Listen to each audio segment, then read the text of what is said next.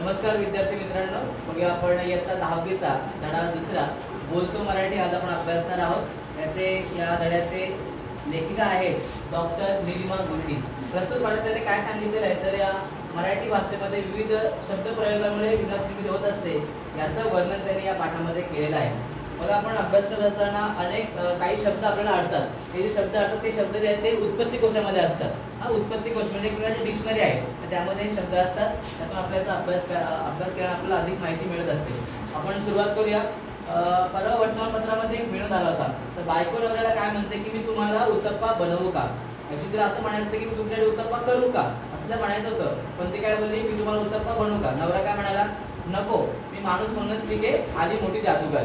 या ठिकाणी काय झालं म्हणजे नवऱ्याला माहिती होतं पण नवऱ्याने त्या ठिकाणी गंमत केलेली आहे। तो काय म्हणाला की नको, मी माणूस म्हणून ठीक आहे, आली मोठी जादूगार। म्हणजे इथे काय म्हटलं नाही की आता इथे विनोद निर्माण झाला आहे, कारण बनवणे हे जे क्रियापद आहे हे ते शोभणारं नाहीये।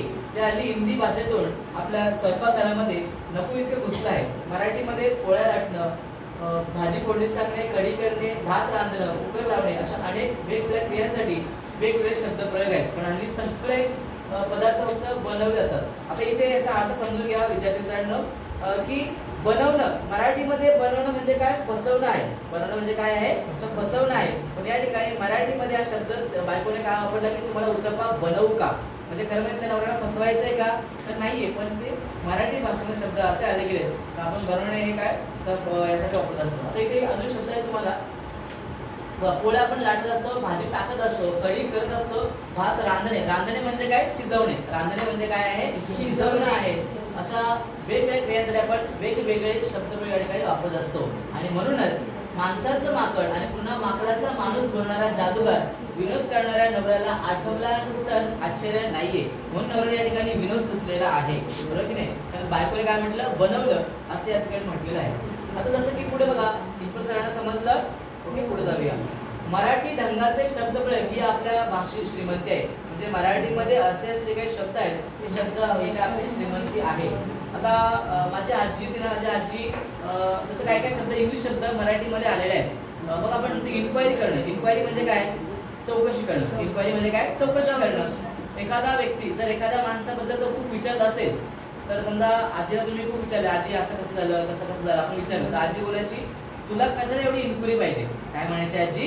तुला कशाला एवढी इन्क्वायरी पाहिजे? इन्क्वायरी म्हणजे काय? इन्क्वायरी, ठीक आहे? म्हणजे माझी आजी पण इंग्लिश बोलायची, आलं लक्षात तुम्हाला? ठीक आहे, तर असं होतं। आता बघूया की मराठीमध्ये मारणं हे क्रियापद। मारणं म्हणजे काय? एखाद्याला मारणं, नाही मारणार तुला मी, ठीक आहे? तर मारणं आहे, घाबरू नकोस, तर हे असं येतं। पण मारणे हा शब्द मराठीमध्ये आपण कसं कसं वापरतो आपण इकडे बघणार आहोत। बघूया, गप्पा मारणं। तुम्ही मध्यवर्तीमध्ये गप्पा मारताय की नाही? तुम्ही मध्यवर्तीत काय दिवसभर गप्पा मारत असता शाळेमध्ये, आहे की नाही?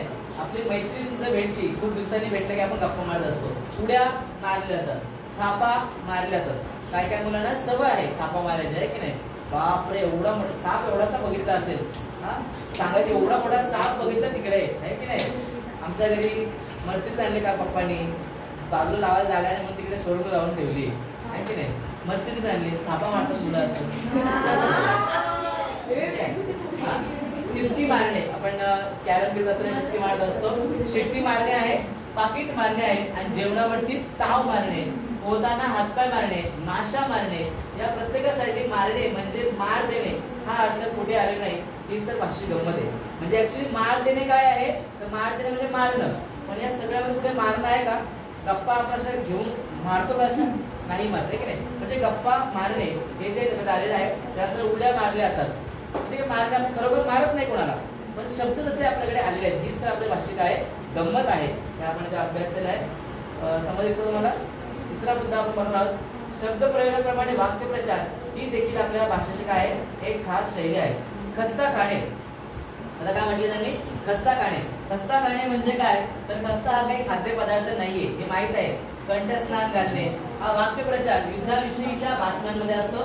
कंठस्नान घालणे म्हणजे गळ्या घालून आंघोळ घालणे असा शब्दाचा अर्थ होत नाही। खांद्याला खांदा लावणे आणि खांदा देणे म्हणजे पेटाला खांदा देणे असा फरक आहे, लक्षात घ्यायला हवा। आता बघा या दोन गोष्टी बघूया आपण इकडे। खस्ता खाणे बघायचं इकडे, काय म्हणते? खस्ता खाणे। आता हे जे काही खस्ता खाणे आहेत तर काही खाद्यपदार्थ नाही, तो खस्ता खाणे काही खाद्यपदार्थ आहे का? नाहीये। खस्ता म्हणजे काय बाजारपुढे खस्ता मिळत नाहीये, ठीक आहे. तुम्हाला पिझ्झा भेटेल, बर्गर मिळेल, वडापाव मिळेल, समोसा मिळेल, पण या ठिकाणी तुम्हाला खस्ता काही मिळणार नाही. तर खस्ता खाणे म्हणजे काय आहे, तर खस्ता खाणे, खायचं नाही काही, तर खस्ता खाण्याचे खूप हाल अपेष्टा सहन करणे, की मी आज एवढं जगलोय ना, मी खूप खस्ता खाल्लेले आहेत, म्हणजे खूप हाल अपेष्टा सहन केलेल्या आहेत आणि खूप मेहनत केली आहे, तेव्हा कुठे मी इथे पोहोचलेलो आहे असं त्यांनी या ठिकाणी सांगितलंय. दुसरं आहे कंठ स्नान घालणे. स्नान घालणे, स्नान घालणे म्हणजे काय, आंघोळ घालणे, बरोबर की नाही. पण ते कंठ स्नान घालणे म्हणजे काय, कंठ हा काय आपला कंठ, आणि कंठ म्हणजे काय, गळ्यात आंघोळ घालणे असं आहे का, तर नाही. कंठस्नान घालण्याचा अर्थ काय आहे, काय अर्थ सांगा बघू. कंठस्नान घालण्याचा अर्थ काय, तर कंठस्नान घालणे म्हणजे लढाईमध्ये तलवारीने जेव्हा मानेवरती वार केला जातो त्याला बोलायचं कंठस्नान घालणे. रक्ताच्या धारणामध्ये जेव्हा तो काढला तेव्हा तर कंठस्नान घातला असा शब्दप्रयोग या ठिकाणी केलेला आहे. थोडं समजतंय, ठीक आहे. बघा आता पुढे आहे आणि दुसरं काय, खांद्याला खांदा लावणे. असं म्हटलं जातं की आज मुलांच्या खांद्याला खांदा लावणे या ठिकाणी काम करता येतं.